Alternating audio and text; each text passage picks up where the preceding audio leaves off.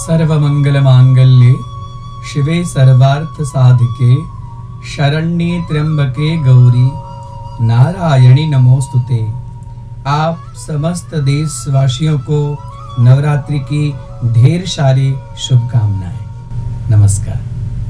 हरि ओम।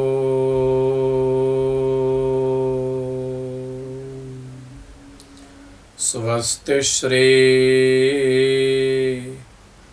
गणेशाय नमः।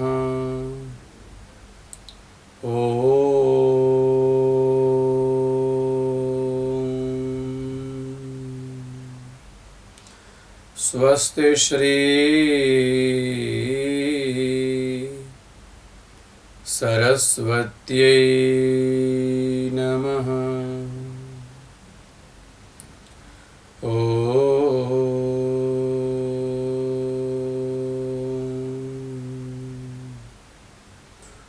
स्वस्ति श्री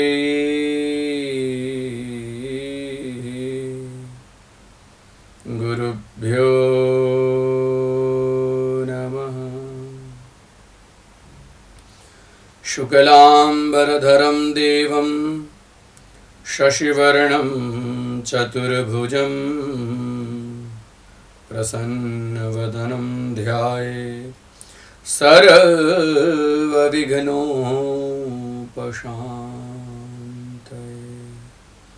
नमस्ते शारदे देवी सरस्वती मतिप्रदे वसत्वं मम जिह्वाग्रे सर्वविद्या प्रदा भव। गुरुर्ब्रह्मा गुरुर्विष्णु गुरुर्देवो महेश्वर गुरुस्साक्षात्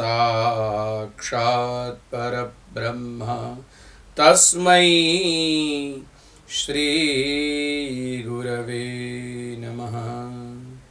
आरूढाश्वेतहंसे भ्रमति च गगने दक्षिणे चाक्षसूत्रं वामे हस्ते च दिव्याम्बर कनकमयं पुस्तकं ज्ञानगम्यं।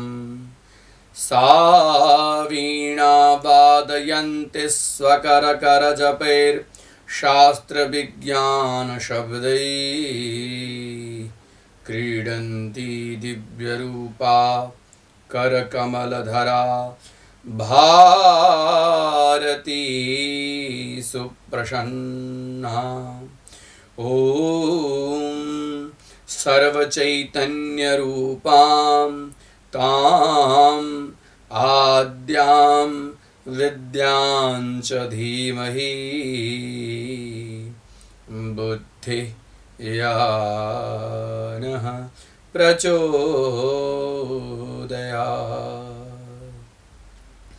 ॐ यां मेधां देवगणाः पितरश्च उपासते तया मेधया मां मेधाविनं कुरु कुरु स्वाहा। दुर्गे स्मृता हर्षभीतिमशेषजन्तौ स्वस्थैः स्मृता मतिमतीव शुभां ददासि। दारिद्र्यदुःखभयहारिणिका त्वदन्या सर्वोपकार करणाय सदार्द्रचित्ता। ॐ सर्वमङ्गलमाङ्गल्ये शिवे सर्वार्थसाधिके शरण्ये त्र्यंबके गौरी नारायणि नमोस्तुते। ॐ ऐं ह्रीं क्लीं चामुण्डायै विच्चे। ॐ ओम शांत शांत शांति सुशांतिर्भवतु सर्वारिष्टशांतिर्भवतु। ओम।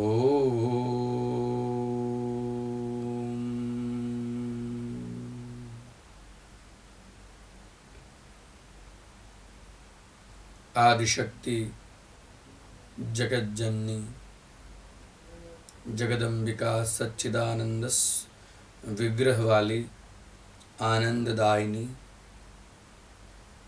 भक्तों के ऊपर अनुग्रह करने वाली समस्त सृष्टि की रक्षा करने वाली समस्त आपत्तियों का नाश करने वाली विपत्तियों को संहार करने वाली दुख दारिद्र पीड़ा को हरण करने वाली सुखदायिनी समृद्धिदायिनी ऐश्वर्यदायिनी धनदायिनी विद्यादायिनी आयुष्यदायिनी पूर्ण काम प्रदायिनी ऐसी परमेश्वरी के भगवती के चरण कमल में कोटि कोटि प्रणाम करते हुए आज श्रीमद् देवी भागवत के 5वें दिन की कथा का शुभारंभ कर रहे हैं। 5वें दिन यानी कि कात्यायनी देवी की। कात्यायनी महामाये महायोगिन्यधीश्वरी नंद गोप सुतम देवी पति मई कुरुते नमः। श्रीमद् भागवत महापुराण का यह चीरहरण यानी कि 10वां स्कंद 21वें अध्याय के 7वां श्लोक है। यह पतिम में कुरुते नमः। पति प्राप्त करने के लिए स्वामी प्राप्त करने के लिए आश्रय प्राप्त करने के लिए कात्यायनी माता का व्रत करना चाहिए। कात्यायनी माता के पूजा करने मात्र से व्यक्ति के समस्त अभिष्ट इच्छा की पूर्ति होती है, अभिष्ट फल प्राप्ति की पूर्ति होती है, इष्ट काम की पूर्ति होती है। इसके लिए 5वें दिन में कात्यायनी भगवती की पूजा करनी चाहिए।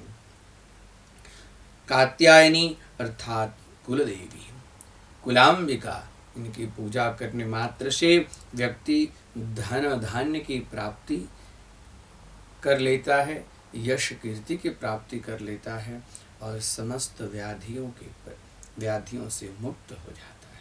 आज श्रीमद् देवी भागवत का 5वां दिन, पंचमः पूर्ण कामस्तु, 5वां दिन समस्त कामनाओं की पूर्ति के लिए। आज भगवती की बहुत सुंदर कथाएं, वैसे तो इतनी सुंदर सुंदर कथाएं कि जीवन भी यदि कथा करते करते करते करते व्यतीत हो जाए तो फिर भी कथा का अंत नहीं, क्योंकि वो अनंत स्वरूपा, उनकी कथा का अंत कैसे हो सकता है। लेकिन उनकी कृपा जब होती है, जानत सोई जई देत जनाई, अजानत तुम्हारी तुम्हारी भय जाई। जब वो कृपा करते हैं तभी वह अपनी कृपा के फलस्वरूप व्यक्ति उनको कुछ जान पाता है, क्योंकि दुनिया में यदि जानने वाली कोई चीज है तो वही परमात्मा स्वरूपा, आनंद स्वरूपा, सच्चिदानंद स्वरूपा भगवती ही जानने योग्य है। इसके लिए जानत सोई जी देत जनाई, भगवती कृपा होती है तभी वो अपनी कृपा कटाक्ष से व्यक्ति को समझाने का प्रयत्न करती है। बाकी तो ऐसे मोह माया में पड़े हुए जीव दुनिया को तो समझ नहीं पाते हैं, भगवती को समझना तो बहुत दूर की बात है। भगवती को समझने के लिए तो पराम्बिका की कृपा है तभी संभव है। चलिए आइए, आज 5वें दिन की कथा बहुत सुंदर कथा है। आज हम आप लोगों को जो भगवती के नाम उच्चारण करने मात्र से व्यक्ति समस्त आपत्तियों से दूर हो जाता है, ऐसी कथा को लेकर आए हैं जिनका नाम है दुर्गा। दुर्गा की कथा। दुर्गा दुर्गार्ति शमनी, दुर्गा पदवी निवारणी, दुर्ग मच्छेदिनी, दुर्ग साधिनी। ऐसी जो दुर्गा है वो महान दुर्ग विपत्तियों से जीव को दूर करने वाली। तो इनका नाम दुर्गा कैसे पड़ा? राजा जन्मेजय भगवान वेदव्यास इसे पूछते हैं कि यह कथा जो है वो राजा हरिश्चंद्र के कथा का संदर्भ है, उसी कथा का संबंध है कि राजा हरिश्चंद्र ने भगवती की अनुकंपा के फलस्वरूप में अपनी सृष्टि के अंदर में सत्यवादी यश कीर्ति प्रतिष्ठा प्राप्त की और विश्वामित्र को दिए हुए जो वचन थे उनको उन्होंने सार्थक कर दिया। वो किसके फलस्वरूप में? तो वो यही जो शताक्षी देवी की कृपा से हो। तो शताक्षी देवी कौन है? शताक्षी देवी का नाम शताक्षी कैसे पड़ा? हे भगवान, हे वेदव्यास जी, आप मुझे जिसकी कृपा से हरिश्चंद्र जी इस संकट से मुक्त हो गए, वैसे शताक्षी भगवती की कथा कुछ कहने की कृपा करें, क्योंकि भगवती की कथा जो है उनको सुनने में मेरा मन जो है वो एकदम व्याकुल है। मैं उनके अलग अलग चरित्रों का श्रवण करना चाहता हूँ, जिनके श्रवण करने मात्र से मेरे मन में उनके प्रति और भी श्रद्धा बढ़ती जाती है। और आप कृपा करके उनकी कथा कहिए और उनका यज्ञ कैसे करना है यह भी मुझे कहिए। देखिए कितना राजा जन्मेजय भगवान वेदव्यास से प्रश्न कर रहे हैं। भगवान वेदव्यास कहते हैं कि हे राजा जन्मेजय, आपने बहुत उत्तम बात पूछी है, जो जिनके नाम लेने मात्र से व्यक्ति समस्त दुखों से दूर हो जाता है। ऐसे कोरोना महामारी में, ऐसे संकट में, ऐसे विपत्ति में देखिए अभी कितना केस बढ़ रहा है। इस महामारी से दूर होने के लिए आपद किंकरणीयम स्मरणीयम चरण युगल अम्बाया रोगान शेषान तुष्टा तु कामान सकलानविष्टान त्वामाश्रितानां न विपन्नराणां त्वामाश्रिता याश्रयतां प्रयान्ति।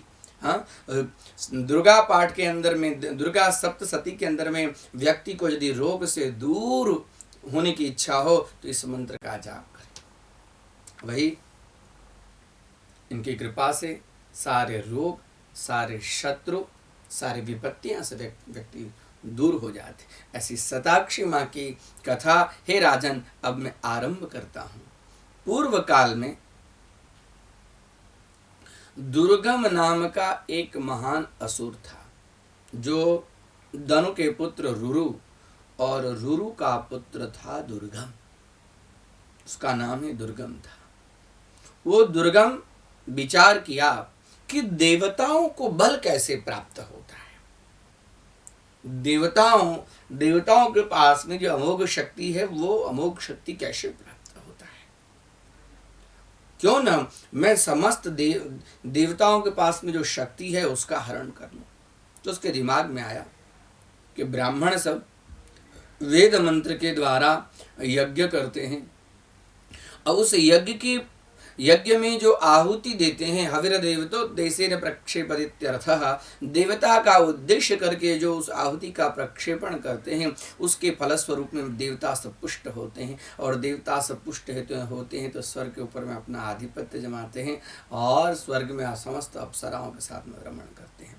क्यों न मैं जो ये वेद मंत्र हैं जिसके फलस्वरूप में देवताओं की आहुति दी जाती है, क्यों न मैं ये वेद मंत्र अपने अधीन कर लूं, समस्त वेद को अपने अधीन कर लूं और समस्त ब्राह्मणों के अंदर में जो ये वेद की शक्ति है, वेद का ज्ञान है, उसको मैं हरण कर लूं और समस्त देवताओं के ऊपर विजय प्राप्त करूं। इस अभिलाषा से रुरु का जो पुत्र दुर्गम था वह हिमालय पर्वत पर जाकर तपस्या करने लगा।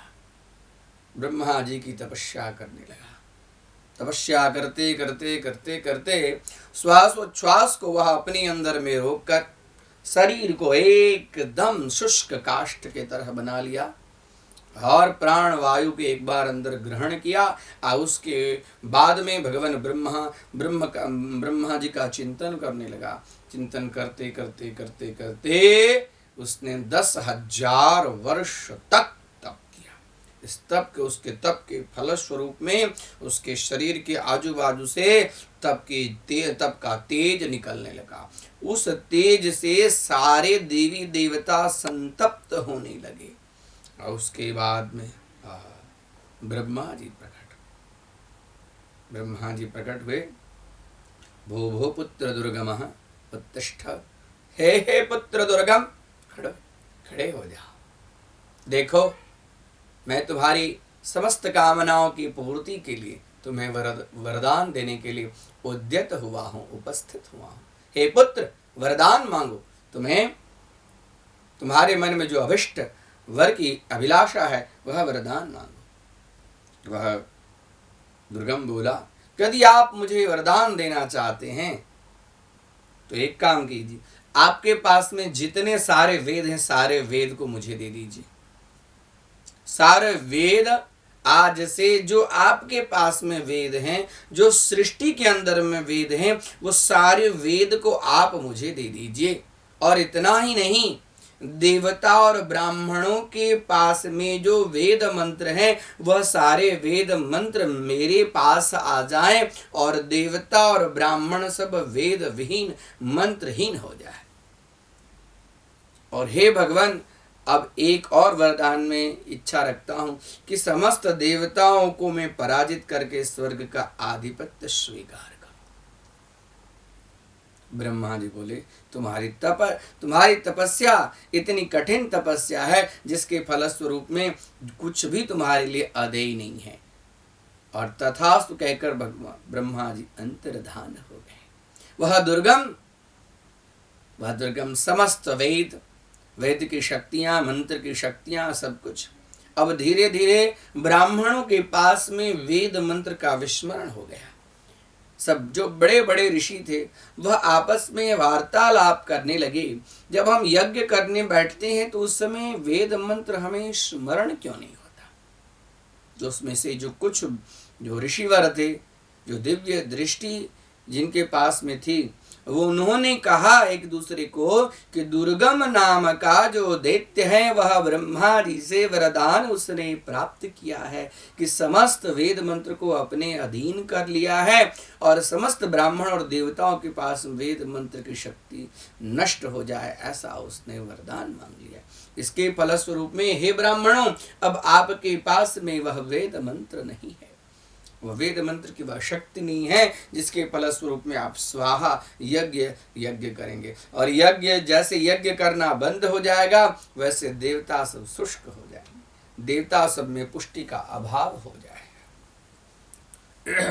वह भी ऐसे ही धीरे धीरे धीरे धीरे करते करते करते करते उसने तीसरा भी वरदान मांगा था कि समस्त देवताओं को पराजित करके मैं देवलोक का राज्य सिंहासन प्राप्त करूं। और उसके बाद में जब देवता मंत्र हुआ नहीं, मंत्र न होने के बाद में यज्ञात भवति परजन्याद अन्न संभव। देखिए गीता जी में यज्ञ से मेघ का निर्माण होता है। यज्ञात भवति पर्जन्याद अन्न संभव। जब मेघ का निर्माण होता है तो मेघ से वर्षा होती है और वर्षा से अन्न की उत्पत्ति होती है। पर्जन्याद अन्न संभव, अन्नाद भवन्ति भूतानि। और अन्न से समस्त भूतों का रक्षण हो, समस्त जीवों का रक्षण होता है। अब तो वेद मंत्रहीन ब्राह्मण हो गए, अब यज्ञ क्या करेंगे। यज्ञ न करने के फलस्वरूप में सब जगह अब वर्षा बंद हो गई और वर्षा जैसे बंद हो गई तो दुष्काल पड़ गया, अकाल पड़ गया। और धीरे धीरे धीरे धीरे अकाल कितने वर्षों तक, तो 100 वर्षों का अकाल पड़ गया। इधर दुर्गम ने देवराज इंद्र के ऊपर में चढ़ाई कर दी। दुर्गम के चढ़ाई के फलस्वरूप में यज्ञ में आहुति न मिलने के फलस्वरूप में देवता सब शुष्क हो गए थे। समस्त देवताओं को पराजित करके वह दुर्गम ने अपने स्वर्ग के ऊपर में अपना आधिपत्य जमा लिया, स्वर्ग का राजा हो गया। और इधर देवता सब सुमेरु पर्वत की गुफा में छुप गए। देवता सब छुप गए, ब्राह्मण सब यज्ञ नहीं कर पा रहे हैं। ऐसा दुष्काल पड़ा, इसका वर्णन नहीं। इस पृथ्वी के ऊपर में अब बताइए, एक वर्ष दुष्काल पड़े, 2 वर्ष दुष्काल पड़े, ऐसे तो 100 वर्ष और दिव्य 100 वर्ष, पूछिए मत। हालत खराब हो गई समस्त सृष्टि के अंदर में। जल के बिना सब जो जितने जानवर सब थे, गाय भैंस सब धीरे धीरे शरीर छोड़ने लगे। अब अन्न नहीं उपज रहा है। अन्न न उपजने के कारण, अन्न के कारण जीव सब मरने लगे। और एक दो जीव नहीं मरने लगे, लाखों हजारों की संख्या में जीवों की ऐसी दशा हो गई। हाँ, सब अब क्योंकि अन्न नहीं मिल रहा है, जल नहीं मिल रहा है, सबका प्राण नष्ट हो रहा है, ऐसी स्थिति। उसके बाद में कथा संक्षिप्त में कह दूं, कथा बड़ी लंबी है, संक्षिप्त में कह दूं कि वह ब्राह्मण सब अपने लिए कर्म नहीं करते हैं। तप बल रचय प्रपंच विधाता। तप ब्राह्मण सब जो तप करते हैं, सर्वम सत्य प्रतिष्ठितम, यह इस सृष्टि की रक्षा के लिए तप करते हैं। जो ऋषि मुनि सब जो तप करते हैं, वो उनको परमार्थ के कारण संतन धने धरे शरीर। संत सब, ऋषि सब, जो श्रेष्ठ ब्राह्मण सब है, वो अपने लिए जीवन नहीं जीते, वो समाज के लिए जीवन जीते, वो जगत का कल्याण करने के लिए, वो विश्व का कल्याण करने के लिए जीवन जीते हैं। ब्राह्मण सब विचार किए, कुछ न कुछ उपाय तो करना पड़ेगा। जीवों की जो है ये दशा है, जीव सब शरीर छोड़कर एकदम इतना शरीर छोड़ रहे हैं जिसका वर्णन नहीं। तालाब सूख गया, बावली सूख गई, नदियां सूख गई, समुद्र के अंदर में जैसे जल न रहा, ऐसी स्थिति हो गई। सब जगह एकदम सूर्य नारायण इतना तेज, इतना गर्मी सूर्य नारायण के तेज में है जिसका वर्णन नहीं। ब्राह्मण सब भगवती के चरण कमल प्रार्थना कर रहे, हे भुवनेश्वरी, हे भुवनेशानी, हे जगदम्बिके, आप ही हैं जो इस महान कष्ट से हमें रक्षण कर सकते हैं। अब हमारे पास में कोई ऐसी चीज नहीं रही। समस्त देवता सब, यज्ञ हम कर नहीं पाते, देवता सब अपनी अपनी जगह से च्युत होकर पहाड़ों की कंदराओं में, गुफाओं में छुपे हुए। हे भगवती, कुछ न कुछ आप कृपा करके इस समस्त भक्त का कष्ट दूर करें, क्योंकि आप सब कुछ सहन कर सकती हैं, लेकिन भक्त का दुख सहन नहीं कर सकती। सब ऋषि सब इकट्ठा हुए, और ऋषि सब इकट्ठा होते, अब कुछ है नहीं, न शाक है, न फल है, न कंद है, न मूल है, कुछ नहीं है। हम लोग अन्न के कारण एकदम शरीर की स्थिति एकदम खराब हो गई है। सब अश्रुपात, नयनम गलदश्रु धारया, वदनम गदगद रुद्धया गिरा, आंखों से अश्रुपात करते करते भगवती का स्मरण, हे सच्चिदानंद, हे जगदम्बिका, हे दुर्गा, हे भुवनेशानी, आप कृपा करो, इस सृष्टि की रक्षा करो, यह सृष्टि समाप्त हो जाएगी। सब प्रार्थना कर रहे हैं। नमो देव्यै महादेव्यै शिवायै सततम नमः, नमः प्रकृत्यै भद्राय, हे प्रकृति स्वरूपा, हे भद्र स्वरूपा, नमः प्रकृत्यै भद्राय नियतः प्रणता स्मता। समस्त जीव को प्रसन्न करो हे माँ। समस्त जीव अभी दुख और कष्ट से, दुर्गम का कष्ट से अभी सहा नहीं जाता है। भगवती सब कुछ सहन करती है, लेकिन भक्तों का कष्ट वो सहन नहीं कर पाती। जब आर्त्र भाव से प्रणमामि तो देवी नरार्ति हरे, जो आर्त्र भाव से भगवती का जब कोई चिंतन करता है, तो भगवती से रहा नहीं जाता। भगवती अपने शरीर में 100 आंख, जिसको शताक्षी, 100 आंख, अलग अलग अलग अलग ऐसा रूप, दिव्य स्वरूप, 100 आंख, और श्याम वर्णा, कृष्ण वर्णा, और कुछ हाथ के अंदर में शाक, फल, फूल है, और एक हाथ वरदान के स्वरूप में मंद मंद मुस्कान करती हुई, और भक्तों को देख रही हैं कि रो रही हैं, तो माता जी से भी नहीं रहा गया, माता जी से भी रहा नहीं गया। माता जी 100 आंखों से अश्रुपात करने लगे, जल की धारा बाहर निकालने लगे, और जल की धारा जैसे बाहर निकालने लगे, उसके फलस्वरूप में तो नदी के अंदर में, तालाब के अंदर में, सब जगह जल ही जल, जल ही जल, जल ही जल एकदम। और जल के फैलने से नदियां हैं, बावली हैं, सरोवर हैं, सब धीरे धीरे धीरे धीरे जल हो गए। प्रार्थना कर रहे हैं माँ की प्रेरणा से सभी माँ ने अपने हाथों से कंद, मूल, फल जो था वो ऋषि के तरफ, मुनियों के तरफ, ब्राह्मणों के तरफ फेंके, और उनके बुद्धि में प्रेरणा आदि कुछ ग्रहण करें, और कुछ पृथ्वी के अंदर में उसका बीजारोपण भी करें। ब्राह्मणों ने, ऋषियों ने, मुनियों ने ये सब किया, और जैसे ही इस सृष्टि के अंदर में जल ही जल, जल ही जल, सब जगह जल ही जल हो गया, तो देवता सब भी पहाड़ और गुफाओं से कंदरा से निकलकर वो ब्राह्मण जो ऋषि मुनि थे वो जो भगवती की स्तुति कर रहे थे, वहां सभी देवी देवता आ गए और देवता सब भी शताक्षी की स्तुति करने लगे। हे भगवती, आपकी कृपा से आज हम लोग बच गए हैं। ये दुर्गम नाम का जो असुर है, इस असुर की रक्षा कीजिए, इस असुर से हम लोगों की रक्षा कीजिए हे माँ। ये महान भयंकर असुर है, इसने संपूर्ण वेदों को अपने अंदर में चुरा लिया है। और ये जो सृष्टि के अंदर में जो चारों तरफ जल ही जल हो गया, सब जगह हरियाली हरियाली, इस हरियाली को देखकर दुर्गम के मन में हुआ कि ये कहाँ से जल आया। तो उसने अपने समस्त दैत्यों के साथ में, जहां पर ऋषि मुनि देवता सब भगवती की स्तुति कर रहे थे हिमालय के नजदीक, वो सीधे का सीधा वहां पर धावा बोल दिया और धावा बोलकर वह समस्त ब्राह्मणों को घेर लिया। माँ देखे कि तो मेरे जितने भक्त सब थे मेरी स्तुति कर रहे थे, उसको घेर लिया।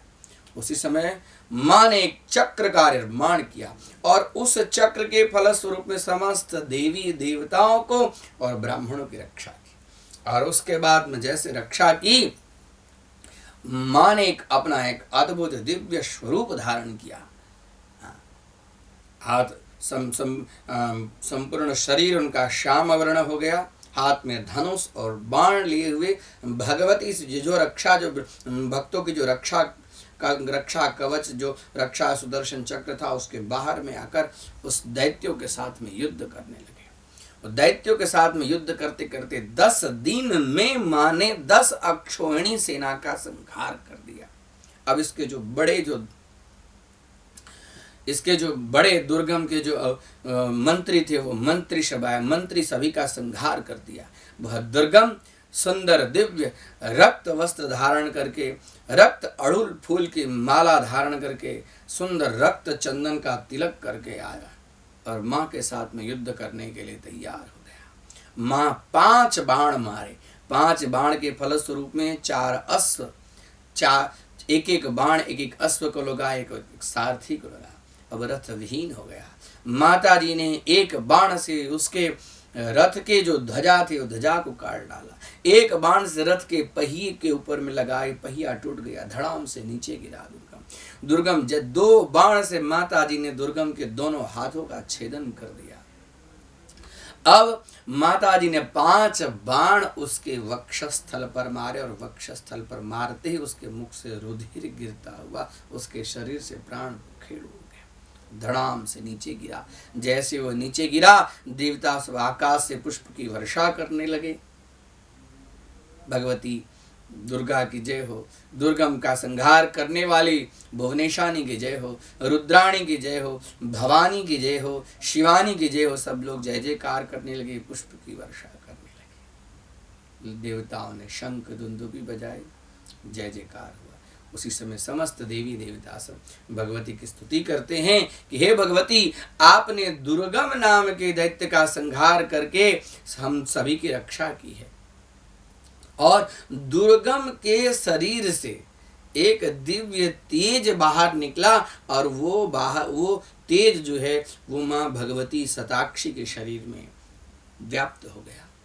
भगवती ने 100 आँख वाली रूप धारण की, इसलिए उस दिन से भगवती का नाम शताक्षी पड़ा। भगवती ने अपने भक्त के प्राण रक्षा के लिए शाग कंद मूल जो हैं उस पृथ्वी पर वर्षाएं और ब्राह्मणों को दिए। इसके लिए आज से भगवती का नाम एक शाकंभरी पड़ गया। और अभी भगवती ने दुर्गम नाम के दैत्य का संहार किया है, इसके लिए आज से भगवती का एक और नाम पड़ गया, जिसका नाम है दुर्गा। दुर्गार्ति शमनी, दुर्गा पदवी निवारणी, दुर्गमच्छेदिनी, दुर्ग साधनी, दुर्गतोद्धारिणी, दुर्ग निहंत्री, दुर्गमापहा, दुर्गमोहा। ऐसे दुर्गम नाम के संहार करके भगवती का नाम दुर्गा पड़ा। जो भी जीव, देवी भागवत में वर्णन मिलता है कि जो भी जीव दुर्गा दुर्गा दुर्गा दुर्गा खाली इस नाम का उच्चारण करता रहेगा, भगवती उसकी रक्षा करेगी। दुर्गे दुर्गे रक्षणे स्वाहा, वो रक्षण करने वाली है। वह दैत्यों को संहार करने वाली है। ऐसे आप लोगों ने अभी भगवती दुर्गा की कथा, जो इस कथा का जो चरित्र का श्रवण करता है, इस चरित्र के श्रवण करने मात्र से व्यक्ति समस्त दुखों से नष्ट हो जाता है। इसके लिए भगवती के चरित्र का श्रवण करना चाहिए, भगवती के कथा का श्रवण करना चाहिए, भगवती की कथा कहनी चाहिए, भगवती के मंत्र का जाप करना चाहिए। जाप करने मात्र से, कथा श्रवण करने मात्र से जीव के जितने जन्म जन्मांतर के पाप हैं, दुख हैं, कष्ट हैं, वह सारे के सारे दुख पाप नष्ट हो जाते हैं। ऐसे बहुत सारे दिव्य चरित्र हैं। राजा जन्मेजय कहते हैं कि हे भगवान वेद व्यास, आपने बहुत उत्तम इस चरित्र का हमें श्रवण कराया। इस चरित्र का श्रवण करके मेरा हृदय एकदम गदगद हो गया। आप एक और अद्भुत अलौकिक भगवती के चरित्र का आप मुझे श्रवण कराइए। और भी भगवती के चरित्र का श्रवण करने के मेरे मन में बहुत बड़ी उत्कंठा जाग रही है। भगवान वेदव्यास कहते हैं, हे राजा जन्मेजय, वो तो वाणी स्वरूपा है। जो आश्चर्य में आश्चर्य यदि जगत में कोई चीज है तो सर्वाश्चर्यमयो देवी, सर्वाश्चर्यमयो शक्ति, सर्वाश्चर्यमयो रूपा, सर्वाश्चर्यमयो हिसाब। वो भगवती सर्व आश्चर्य रूपा। दुनिया में यदि लगे कि सबसे आश्चर्य चीज है तो उसमें कोई चिंता नहीं करनी चाहिए। सबसे बड़ी आश्चर्य यदि चीज है तो वो है भगवती। भगवती से आश्चर्य और कोई चीज। वेद व्यास कहते हैं कि हे राजा जन्मेजय, अब मैं आपको एक और अद्भुत अलौकिक आश्चर्यजनक कथा सुनाता हूं। स्वारोचिष मनवंतर में एक समय पाताल लोक में अरुण नाम का दैत्य था, जिसका नाम था अरुण। सुनिए, बड़ी सुंदर अद्भुत कथा है। इधर उधर की चर्चा करूं उसके अपेक्षा तो जिसको लेकर आप लोगों के सामने आया हूं वो चीज कथा कहने की इच्छा मेरे मन में भी बड़ी तीव्र उत्कंठा से हो रही है। क्योंकि भगवती की कथा कहने मात्र से मेरी वाणी विशुद्ध हो गई है। आज मेरी बुद्धि विशुद्ध हो गई है, क्योंकि भगवती विमल बुद्धि देने वाली है, विशुद्ध बुद्धि देने वाली है। विशुद्ध ज्ञान देहाय त्रिवेदी दिव्य चक्षुषे श्रेय प्राप्ति निमित्ताय नमः सोमार्धधारिणे। भगवती विमल और विशुद्ध बुद्धि देने वाली है। भगवती की कथा करने मात्र से वाणी जो है वो विशुद्धित्व को प्राप्त करती है। तो देखिए, वो अरुण पाताल लोक में निवास करता था। उसके मन में इच्छा हुई कि मैं एक ऐसा दिव्य वरदान मांगू ब्रह्मा जी से, जैसा वरदान आज तक किसी ने मांगा ही नहीं। वो उठा और उठकर हिमालय की चोटी पर तप करने के लिए, और कैसा तप किया तो 10,000 वर्ष तक उसने जल पीकर तप किया। उसके बाद में उसने जल भी छोड़ दिया और 10,000 वर्ष तक उसने मात्र वायु पीकर तप किया, और उसके बाद में वायु भी लेना बंद कर दिया। देखिए कैसा अद्भुत दिव्य तप है।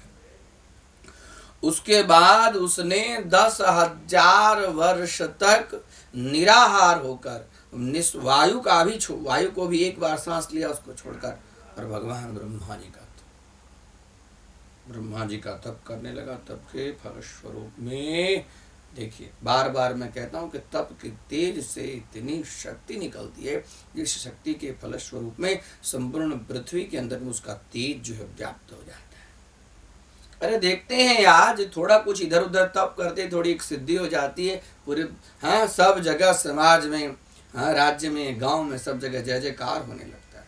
तो जो व्यक्ति 30-30 हजार वर्ष तक तप करे, उसके तप का वर्णन, कितना वर्णन कर सकते, वाणी से उनका वर्णन नहीं हो सकता। देवी भागवत में वेद व्यास जी कहते हैं उनके तपस्या के फलस्वरूप में ऐसा तेज निकला जिसका वर्णन नहीं। वह तेज से संपूर्ण त्रिलोकी, एक लोग में त्रिलोकी एकदम संतप्त होने लगे। भगवान ब्रह्मा जी कहते हैं, भोभो अरुणा भोभो सुतः उत्तिष्ठ, हे अरुण उठो, मैं तुम्हारे इस तपस्या से एकदम प्रसन्न हूँ। और वो किसका तप कर रहा था उसका भी वर्णन मैं कर दूं। वो खाली गायत्री का तप कर रहा था। गायत्री त्र्यक्षराम बालाम, गायत्री का तप कर रहा था। और ब्रह्मा जी को भी गायत्री सहित, हंस के ऊपर में गायत्री सहित वहां पर प्रकट होना पड़ा। हाथ में माला लिए हैं, कमंडल लिए हैं, साथ में गायत्री माता के साथ में ब्रह्मा जी प्रकट हुए। हो अरुणा उत्तिष्ठ, उठो। और उसके बाद में ब्रह्मा जी ने थोड़ा सा कमंडल से जल छिड़का, बस ध्यानस्थ समाधिस्थ, समाधि खुली उसकी। उसका जो पेट था वो पीठ और पेट एक हो गया, निराहार, कुछ नहीं, एकदम शरीर एकदम शुष्क काष्ठ की तरह, सूखी लकड़ी की तरह एकदम खड़ा हुआ। खड़ा होने के बाद में सीधे, भगवान ब्रह्मन आप यदि हमें प्रसन्न हैं तो मेरी मृत्यु न हो, ऐसा वरदान। बोले नहीं नहीं। ब्रह्मा जी कहते मृत्यु तो विष्णु है, रुद्र है, ब्रह्मा है, सबकी मृत्यु है। जिसने शरीर धारण किया सभी की मृत्यु है। यह वरदान देने में मैं असमर्थ हूं। और भी तुम्हारी जो कुछ इच्छा हो वो उस इच्छा को तुम व्यक्त करो, लेकिन ये वरदान मैं नहीं दे सकता।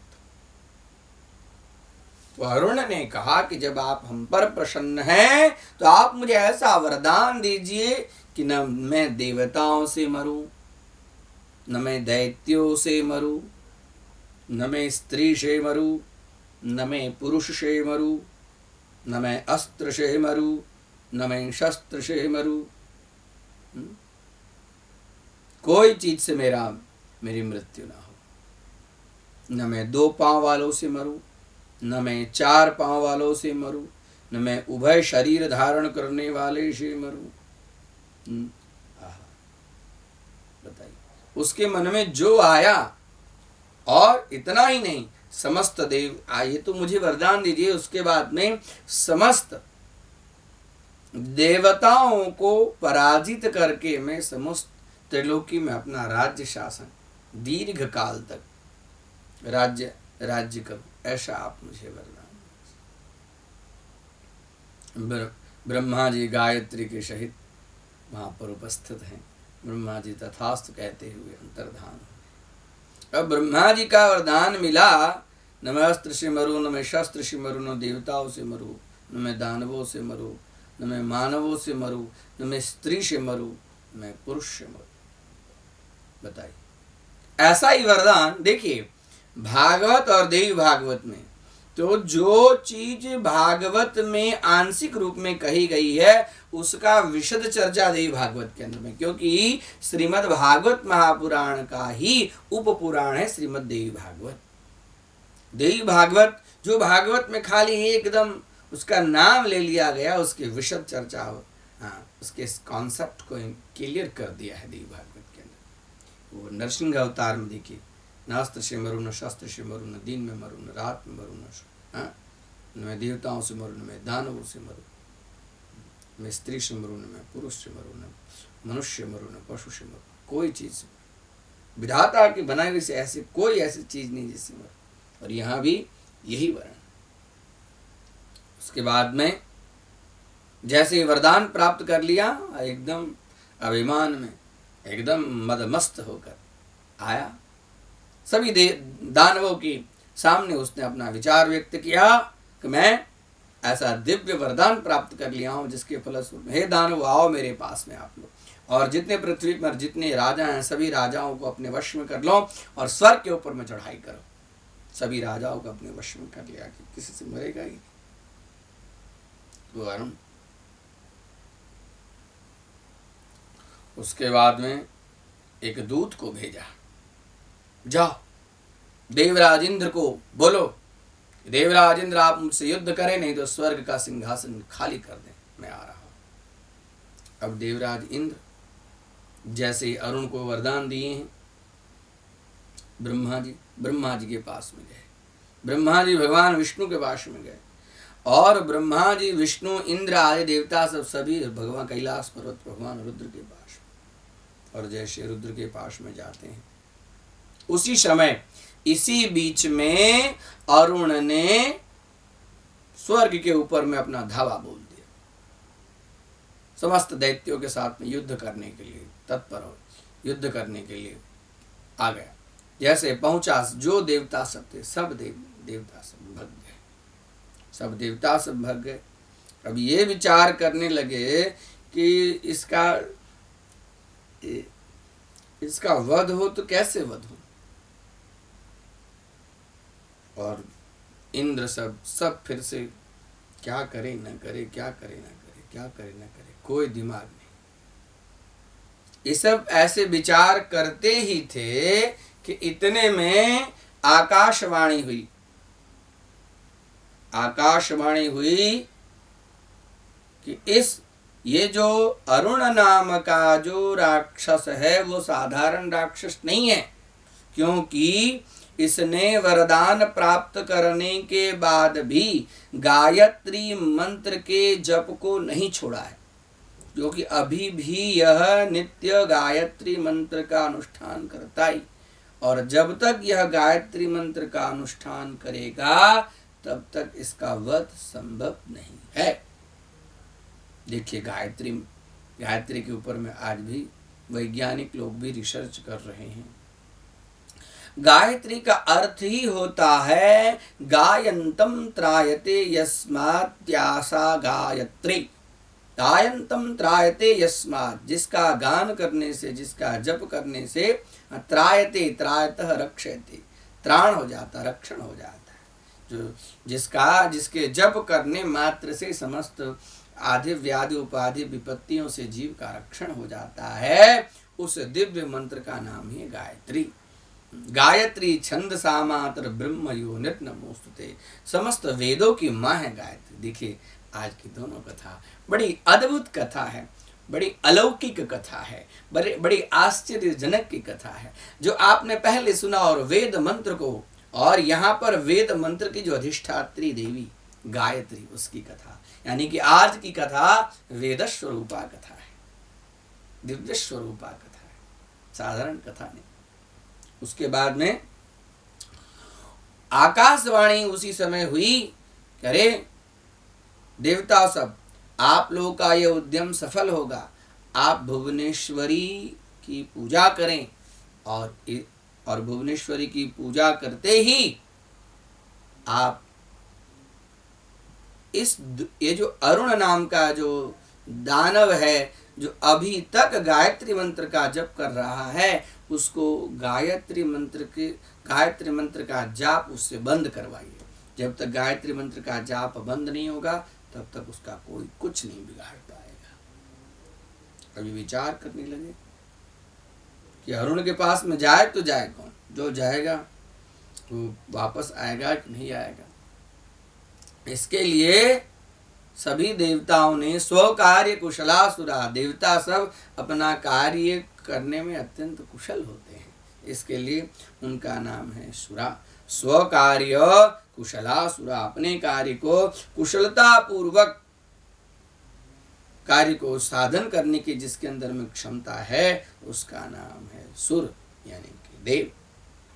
देवता सब देवगुरु बृहस्पति के पास में जाते हैं, देवगुरु बृहस्पति के पास में जाते हैं, बोलते हैं कि हे गुरुदेव, जब भी इस हम पर विपत्ति आई है, आप कोई न कोई ऐसा सुगम रास्ता हम लोग को बता दिए जिसके फलस्वरूप में हम लोग इस विपत्ति से दूर होते गए।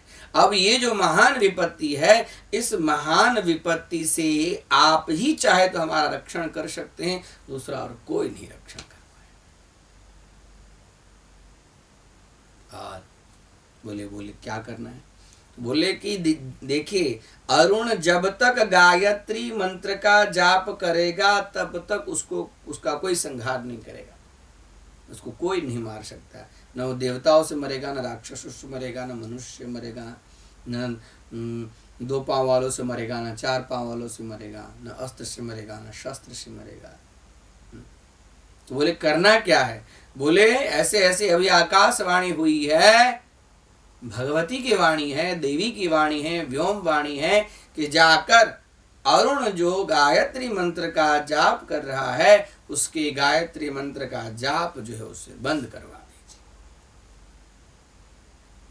उसके बाद में देवगुरु बृहस्पति विचार के ठीक है, मैं जाता हूं। देवताओं के गुरु देवगुरु बृहस्पति महाराज आए, जैसे स्वर्ग के अंदर में प्रवेश किए। अभी तो अरुण का साम्राज्य था। अरुण बोले, हे देवगुरु बृहस्पति, आपका यहाँ पर आगमन, अकारण आगमन तो आपका हो नहीं सकता है, और आप तो मेरे पक्षधर तो है नहीं। जो कोई व्यक्ति एक पक्ष वाला होता है वो एक दूसरे के पास मिलने जाए तो कोई बात बनती है। आपका आगमन का कारण क्या है बताइए? बोले कुछ नहीं, मैं तो ऐसे ही निकल रहा था और सोचा कि तुम तो मेरे ही पक्षधर हो, इसी के लिए बोले मैं आपका पक्षधर कैसे हो सकता? बोले मेरे ही पक्षधर हो ना, मैं भी गायत्री को उपासना करता हूँ, तुम भी गायत्री को उपासना करते हो। बोले हो ही नहीं सकता है।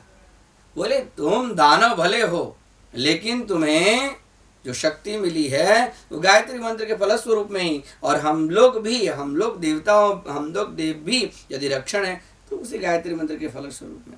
बोले जाओ, आज से मैं गायत्री बंद कर देता हूँ, अब गायत्री मंत्र का जाप करूंगा ही नहीं। उसके बाद में बस बृहस्पति जो बुद्धिशाली में जो अग्रसर सर्वश्रेष्ठ हैं, उनका काम हो गया, आ गया। बृहस्पति बोले, हे देवताओं, अब मैंने अपना काम तो कर दिया, अब इसके बाद में अब आप लोग अपना काम कीजिए। तो गुफाओं से सब लोग निकल कर और कैलाश पर ही आदि शक्ति जगत जननी जगदम्बिका भगवती पार्वती की आराधना करने लगे। और जैसे पार्वती की आराधना करने लगे, देखिए माता जी का ऐसा दिव्य स्वरूप, एकदम कृष्ण वर्णा माँ भगवती, काला स्वरूप। और उन भगवती के शरीर में से 10 विद्या नव दुर्गा नाना रूप धरा। देख, तारा, काली तारा, फिर षोडशी, भुवनेश्वरी, छिन्नमस्ता, सभी देवियां वहां पर प्रकट। और देवी प्रकट होकर भगवती ने देवताओं का अपना अलग अलग रूप का दर्शन कराया। और दर्शन कराने के बाद में और माता जी का एक हाथ अभय, अब मैं यहाँ पर प्रकट हो गई हूँ, हे देवताओं, अब आपको भय करने की जरूरत नहीं है। और उन्होंने अपने मुट्ठी में भौरा, भ्रमर जो कहते हैं भौरा, और माता जी ने सुंदर एक पुष्प, जो सुगंधित पुष्प की माला, और सभी पुष्प के अंदर में भंवरे सब लगे हुए। माता जी के आगे भंवरा, माता जी के पीछे भंवरा, माता जी के इस बगल भंवरा, माता जी के उस बगल भंवरा, जहां देखें वहां भंवरा है भंवरा, भंवरा है भंवरा। और भंवरा और कुछ नहीं, ring ring ring ring ring ring ring ring ring ring ring ring ring. हरिंकार जो ये लज्जा बीज है, इस हरिंकार, इस बीज मंत्र का सब भंवरे सब जाप कर रहे हैं, ring ring ring ring ring. माता जी ने अपना हाथ जैसे ही बढ़ाया कि भंवरे सब, और पूरे सृष्टि जैसे वहां जितने सब आप कैलाश में भंवरे ही भंवरे। उसके बाद में तो पृथ्वी पर भंवरा ही भंवरा, भंवरा ही भंवरा, इधर देखो भंवरा, उधर देखो, पूरे ब्रह्मांड में लगा कि भंवरे के सिवाय और कुछ नहीं, भंवरा ही भंवरा, भंवरा ही भंवरा, भंवरा ही।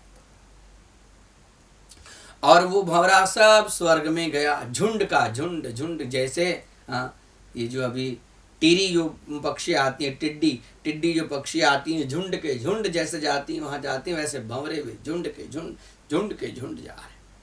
और जाते वो जो जितने दैत्य थे, सभी दैत्यों को न अस्त्र चलाने को, एक दूसरे से कोई बात नहीं कर पाते, ऐसी स्थिति हो गई है। कोई एक दूसरे के सामने देखे नहीं, कोई एक दूसरे के सामने बात नहीं करे, कोई पता ही नहीं चले कि कहाँ से भंवरा आ रहा है। देव जितने प्रकोष्ठ थे, जितने महल थे, सब महल के अंदर में भंवरा, जहां देखो वहां भंवरा है भंवरा, भंवरा है भंवरा, भंवरा सब तत्र तत्र सर्वत्र। और उस भंवरे ने कोई जो भंवरा था वो अरुण के नाक में घुसा, कोई भंवरा अरुण के कान में घुसा, कोई भंवरा अरुण के मुख में घुसा। न वो कुछ देख रहा है न कुछ। और जो एक एक भी भंवरा जो असुर के ऊपर में गया, वो असुर धड़ाम से खसते कर कितनी अक्षोहिणी सेना नष्ट हो गई। और सारी अक्षोहिणी सेना नष्ट होने के फलस्वरूप में वह अरुण नाम का जो दानव था वह भी नष्ट हो गया। धीरे धीरे धीरे धीरे अब किसी को कोई न अस्त्र से मरा, न शस्त्र से मरा, न 2 पांव वाले से मरा, न 4 पांव वालों से मरा, न स्त्री से मरा, न पुरुष से मरा। और भगवती वहां खड़ी है। धीरे धीरे धीरे धीरे जो भंवरे बाहर गए थे वो धीरे धीरे फिर से माता जी के पास में आने लगे। आकर सारे के सारे भंवरे फिर से भगवती के अंदर में समा गए। उस समय इंद्र आदि देवता, ब्रह्मा, विष्णु, महेश सब भ्रामरी भगवती की स्तुति करने लगे। हे भगवती, आप ह्रींकार बीज स्वरूपा है, आप से ही संपूर्ण 10 महाविद्या की उत्पत्ति है। आपका यह अलौकिक अद्भुत इस दृश्य को आज देखकर हम लोग कृतकृत्य हो गए। हे मां, हाँ, हम लोग जो विचार भी नहीं कर सकते वैसे ऐसा स्वरूप आप धारण करके इस जगत की रक्षा करने वाले। हे भगवती, हे परेशानी, हे महेशानी, हे रुद्राणी, हे जगदम्बिके, आपको कोटि कोटि प्रणाम है। सभी देवता सब भगवती की स्तुति कर रहे हैं, उनके चरण में पुष्प रख रहे हैं, शंख बजा रहे हैं। भ्रामरी भगवती की इस अलौकिक चरित्र का जो व्यक्ति श्रवण करता है, इस श्रवण के फलस्वरूप में वह व्यक्ति महान पद को प्राप्त करता है और भगवती का सायुज्य पद भी प्राप्त करता है। श्रीमद् देवी भागवत के बहुत सारे ऐसे पाठ, भागवत में से बहुत कम पाठ हैं जिनकी पाठ की फलश्रुति कही गई है, परंतु देवी भागवत में बहुत सारे ऐसे पाठ हैं जिस पाठ के फलश्रुति के रूप में कई जगह ऐसा वर्णन मिलता है कि इस पाठ के करने मात्र से व्यक्ति को अलभ्य वस्तु, जो साधारण वस्तु नहीं, अलभ्य जो अलभ्य है, जो उसको प्राप्त, जो साधारण रूप से प्राप्त नहीं हो, वह भी उसको प्राप्त हो जाता है। यम यम चिंतयते कामम तम तम प्राप्नोति निश्चितम। जो व्यक्ति अपने मन में जिस प्रकार की कामना, जिस प्रकार का चिंतन करता है, आदि शक्ति जगत जन्य उसको वह चीज की प्राप्ति अवश्य कराती है। इस भ्रामरी देवी की कथा साधारण कथा नहीं है, यह दिव्य कथा है, अद्भुत कथा है। इस भ्रामरी देवी की कथा श्रवण करने मात्र से व्यक्ति परम पद को प्राप्त होता है और उसके अंदर में भगवती की भक्ति जो है वो अनंत काल तक रहती है। ऐसी श्रीमद् देवी भागवत के 5वें दिन की आज आप लोग के सामने ये मैंने जो 2 कथाएं रखी, वो दोनों, एक कथा तो वेद की और एक कथा वेद की माता की, गायत्री छंद सा माता। इतना ही नहीं होता है, वो अरुण का तेज भी भगवती के अंदर में समा जाता है। तो देखिए कि मंत्र के अंदर में, साधना के अंदर में कितना बल है। जो बल साधारण रूप से व्यक्ति को प्राप्त नहीं होता है, वह बल तपस्या से प्राप्त होता है। तपस्या से श्रेष्ठ इस जगत में और कोई चीज नहीं है। ऐसे नवरात्रि के अंदर में सभी भक्तगणों से मेरा नम्र निवेदन है, वह भगवती के मंत्र का ओम ऐं ह्रीं क्लीं चामुंडाय विच्चे, दुर्गा के मंत्र का ओम दुर्गे दुर्गे रक्षिणी स्वाहा, हाँ, भगवती के ह्रींकार इस बीज मंत्र का जितना हो सके उतना अधिक से अधिक जाप करके और जाप करके अपने संपूर्ण मनोकामना की पूर्ति करें। आइए यहाँ पर इस कथा को विराम करें। आज के 5वें दिन की कथा है। समस्त भक्तगणों से मैं करबद्ध प्रार्थना करता हूँ, सब स्वस्थ होकर बैठें, हाथ जोड़ें, आंख बंद करें। श्रीमद् देवी भागवती कथा में जिन जिन शब्दों का प्रयोग हुआ है उन शब्दों को सुंदर सुगंधित पुष्प की कल्पना करके, उन पुष्प को दिव्य भव्य रमणीय मनोहर माला की कल्पना करके, उस माला को आदि शक्ति जगत जननी जगदम्बिका के चरण कमल में अर्पण करके विराम की आज्ञा चाहता हूँ। हरि ओम।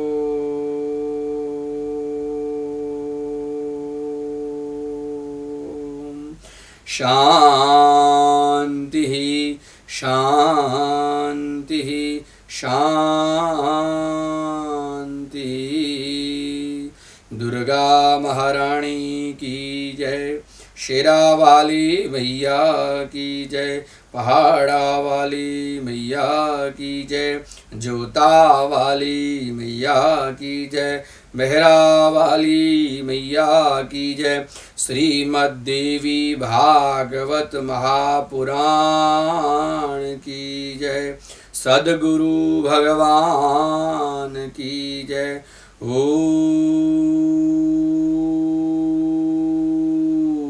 नमः पार्वती पते हर हर महादेव।